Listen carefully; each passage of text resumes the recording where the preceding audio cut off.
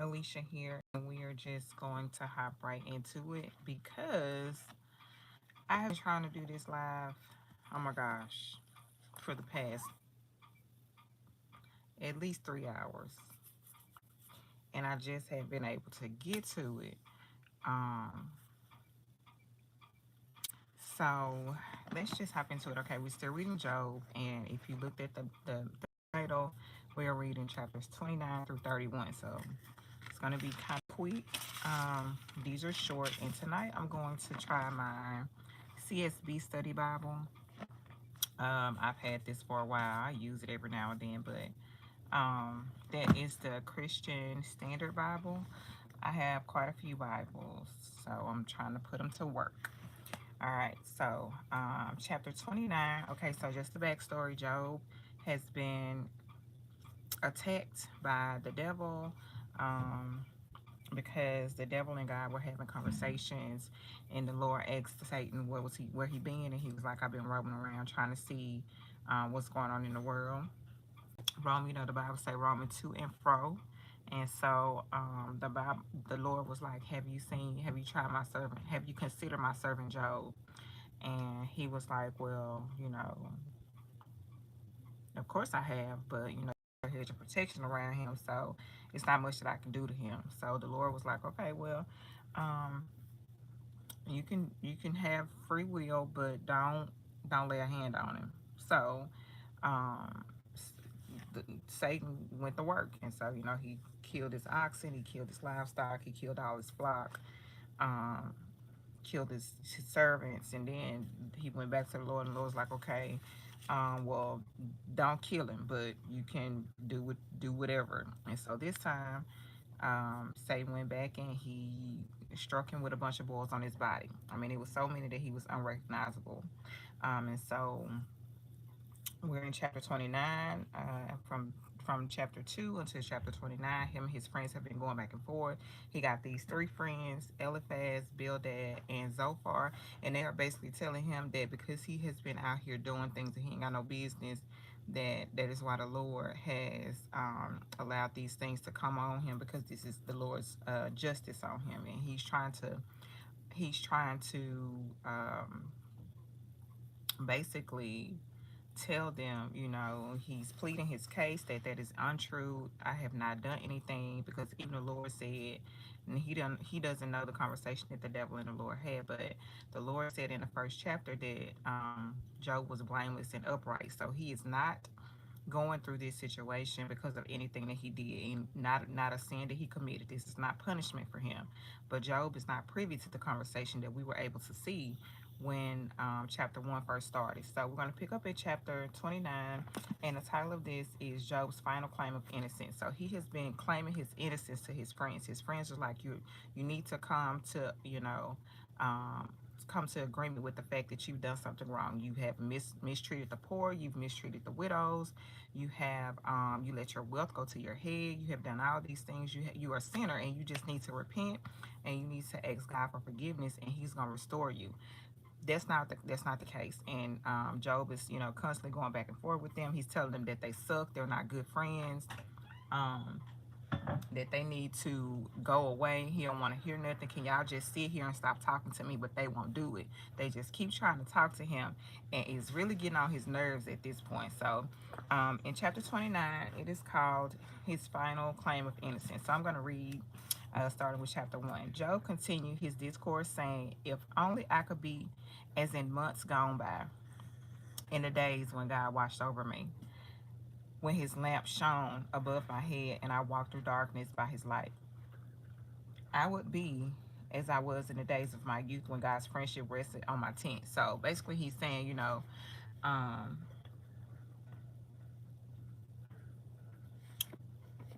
he's saying, when I was younger, I felt like before any of this happened, I felt the presence of God. We were in a friendship. We were close. Like, but now, I don't feel nothing. Like, where did he go? What happened?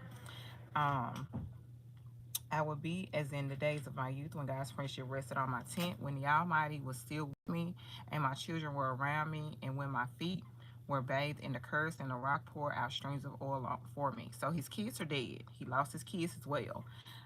When I went out to the city gate and took my seat in the town square, the young men saw me and withdrew while other men stood to their feet. So he was important. He's kind of going back to the way that he wished things used to be. He's like, all of this has happened, and I just want my life to be like it was before. Um, when I went out into the city gate and took my seat in the town square, the young men saw me and withdrew while the older men stood to their feet. City officials stopped talking and covered their mouths with their hands because he was full of wisdom, so they listened to him. The noblemen's voices were hushed, and the tongues stuck to the roof of their mouths. When they heard me, they blessed me, and when they saw me, they spoke well of me. For I rescued the poor who cried out for help, and the fatherless child who had no one to support him. The dying blessed me. I made the widow's heart rejoice. I clothed myself in righteousness, and it enveloped me. My just decisions were like a robe in a turban. I was eyes to the blind and feet to the lame. I was a father to the needy, and I examined the case of the stranger. I shattered the fangs of the unjust and snatched the prey from his teeth. So I thought, I will die in my own nest and multiply my days as the sand. My roots will have access to water, and my dew will rest on my branches all night.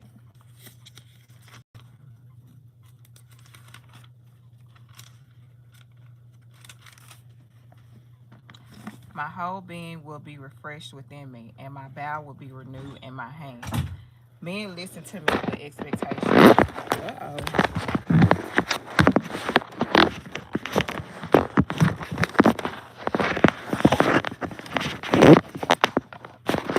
Okay, my little setup is trying to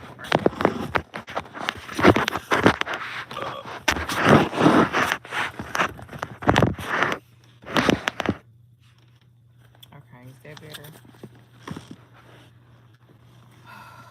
Let me see.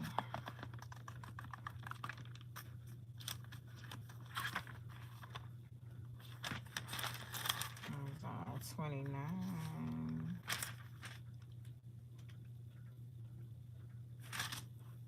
Men listen to me with expectation while waiting silently for my advice. After a word from me, they did not speak again.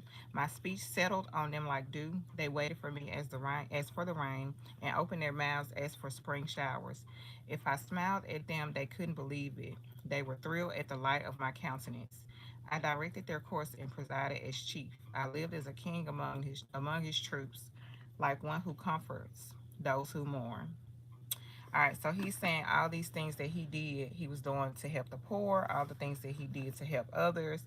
And his friends in previous chapters have said all the things that he didn't do.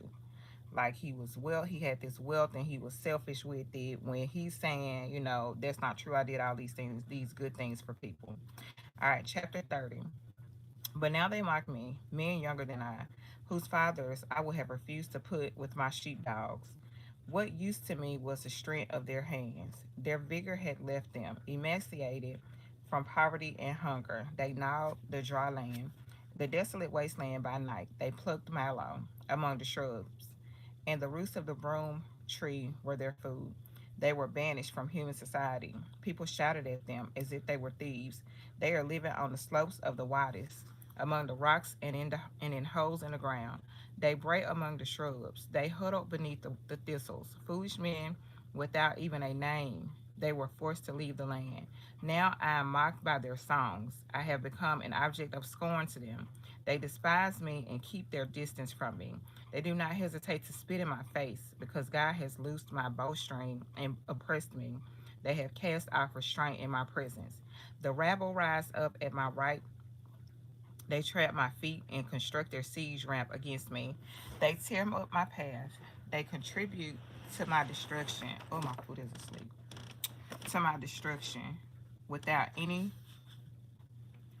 without anyone to help them. They advance as through a gaping breach. They keep rolling and thorough and they keep rolling in through the ruins, terrorists and through and turn loose against me. That's not right. Terrors are turned loose against me. They chase my dignity away like the wind, and my prosperity has passed by like a cloud. Now my life is poured out before me, and the days of suffering have seized me. Night pierces my bones, but my gnawing pains never rest. My clothing is distorted with great force. He chokes me by the neck of my garment. He throws me into the mud, and I have become like dust and ashes. I cry out to you for help, but you do not answer me. When I stand up, you merely look at me. You have turned against me with cruelty. You harass me with your strong hand. You lift me up on the wind and make me ride it out. So now he's talking to God, and he's basically saying, how he feel about the situation, what he thinks God has done to him when um, of the situation is not correct, but he doesn't know that. Let's see. Yes, I know that you will lead me to death, the place appointed for all who live. Yet no one would stretch out his hand against a ruined person when he cries out to him for help because of his distress. Have I not wept for those who have fallen on hard times? Has my soul not grieved for the needy? But when I hoped for good, evil came. When I looked for light, darkness came. I am churning within and cannot rest. Days of suffering confront me. I walk about blackened, but not by the sun. I stood in the assembly and cried out for help. I have become a brother to jackals and a companion of ostriches. My skin blackens and flakes off, and my bones burn with fever. My lyre is used for mourning, and my flute for the sound of weeping. So he's in a lot of distress right now. Why? Because he is full of boils. One of the previous chapters, it says that he is unrecognizable. So his body is so full of these sores that nobody knows. His friends can't even recognize his face. 31. I have made a covenant with my eyes. How then could I look at a young woman? For what portion would I have from God above, or what inheritance from the Almighty on high? Doesn't disaster come to the unjust and misfortune to evildoers? Does he not see my ways and number all my steps? If I have walked in falsehood, or my foot has rushed to deceit, let God weigh me on accurate scale, and he will recognize my integrity. If my step has turned from the way, my heart has followed my eyes, or impurity has stained my hands, let someone else eat what I have sown, and let my crops be uprooted. If my heart has gone astray over a woman, or I have lurked at my neighbor's door, let my own wife grind grain for another man, and let other men sleep with her. For that would be a disgrace, if I would be an iniquity deserving punishment. For it is a fire that consumes down to Abaddon.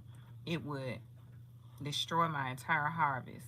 If I have dismissed the case of my male or female servants when they made a complaint against me, what could I do when God stands up to judge?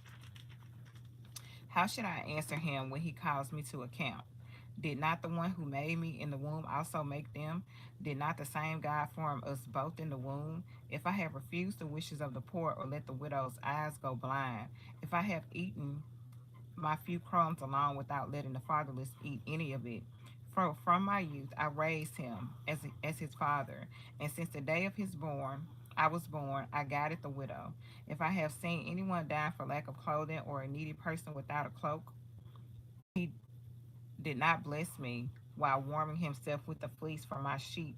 If I ever cast my vote against the fatherless child, when I saw the city gate, then let my shoulder blade fall from my back, and my arm pulled from its socket. For disaster from God terrifies me, and because of his majesty, I could not do these things. So he's saying, no one can say that I didn't do anything, and he's listing out all the things that he's done for people again. He's still in agony. He doesn't understand why these bad things are happening to him. If I place my confidence in gold, or call fine gold my trust, if I have rejoiced because my wealth is great, or because my own hand has acquired so much, if I have gazed at the sun when it was shining, or at the moon moving in splendor, so that my heart was secretly enticed, and I threw them a kiss, this would also be an iniquity deserving punishment, for I would have denied God above. So he's basically saying, if I had done any of these things, then I would deserve the punishment from God. But I have not. I have done the complete opposite. I have been good, and blameless. Have I rejoiced over my enemy's distress, or become excited when trouble came his way? I have not allowed my mouth to sin by asking for his life with a curse. Haven't the members of my household said, who is there who has not had enough to eat at Job's table? No stranger had to spend the night on the street, for I opened my door to the traveler. Have I covered my transgressions as others do, by hiding my iniquity in my heart, because I greatly fear the crowds, and because the contempt of the clans terrified me? So I grew silent and would not go outside. If only I had someone to hear my case. Here is my signature. Let the Almighty answer me. Let my opponent compose his indictment.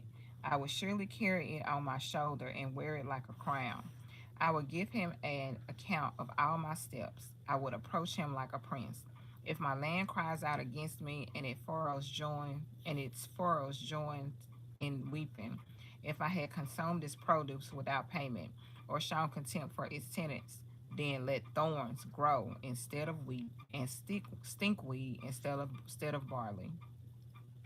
The words of Job are concluded. So,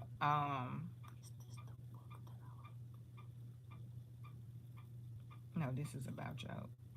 So Job finished with the final testimony toward his vindication in the form of two more conditional statements and a curse. He had his integrity and righteousness toward his fellow man. He had neither overworked his land nor defrauded its tenants. He fortified his declaration with an imprecation involving the failure of his crops. And so with that, we're gonna close. So Job is still, pleading his case. I guess this is gonna be his last and final push at trying to get his friends to tell, to understand that he did not do anything to deserve this. So tomorrow we will see how his friends respond. And the book of Job is almost done. I think it's only like 42 chapters in here. Let's see.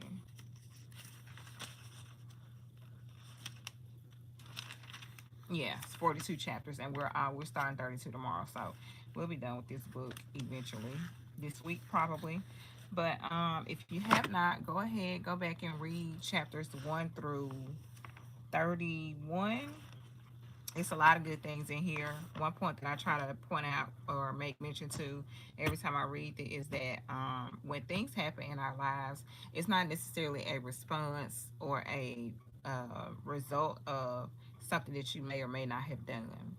And the devil can only do what he's allowed to do. He is not the opposite of God. God has no equal. There is nothing or no one, no angel, no being, no nothing that is God's equal. The opposite of the devil will be another angel. And so Satan got to follow the rules just like everybody else. He don't have free will like we do. He has to consult with God first. Like the whole reason this came about is because he showed up at the place where God and what do they call them? The angelic beings were, and he was there. And the Lord asked him, "Where have you been? What you been doing? Where you just coming from?" And he had to tell the Lord. So yeah, I pray that this is a was a good reading for you, and that you have learned something, and that this is inspiring you to read the Bible, because it's really some good information in here. Some people call the Bible basic instruction before leaving Earth, and if you read it, it's some good things in there. Like literally, there is an example of every situation that you go through in the Bible. We don't believe it, nor do we understand it, because most of the time we don't read it, and a lot of times the Bible is taken out of context. So you only get pieces of the Bible and not the full picture. So I encourage you to get you a Bible and read it. I will be back tomorrow starting at chapter 32 of Job. You guys have a good night. Bye.